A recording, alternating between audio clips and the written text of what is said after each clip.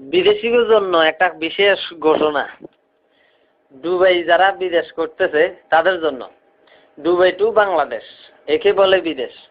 হায়রে মানুষ কেন সবাই বিদেশ বিদেশ করে?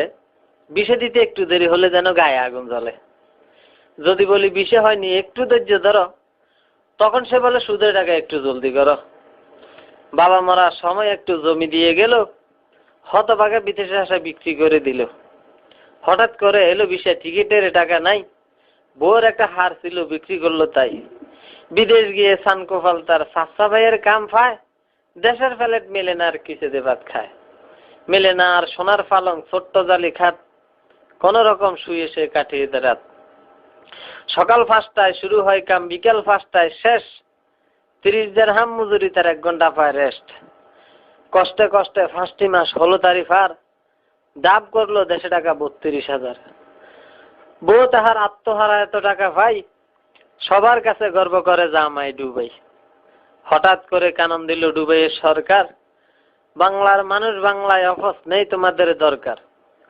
দেশে যাইয়া প্রথম গল্লি বেনসন করে নেতাগিরি, কয়দিন পরে দেখি তারে টানে আকিস বিড়ি।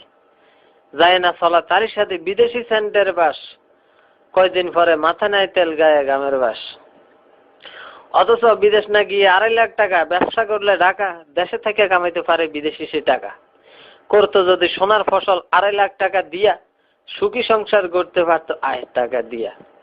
ছেলে মেয়ে মানুষ করতো, থাকতো একই সাথে, নো টেনশন নো ফুর্তি, ঘুমতো তার রাতে। নিজের চোখে দেখতে যদি কেউ বিদেশের হাল, বিদেশ আসার নাম লইতো না কে ইহুকাল পরকাল। নিজের চোখে দেখেছি আমি বিদেশ কাকে বলে, সবার কষ্ট দেখে আমার ভিতরটা শুধু জ্বলে। সবার কাছে এই অনুরোধ, কেউ না যাইও ডুবাই, জ্ঞান থাকলে দেশে ঘরে ডুবাইয়ের কামাই। সকল কিছু জেনে আমি দেশে চলে যাই, আর আসবো না ডুবের গোষ্ঠী গিলেই।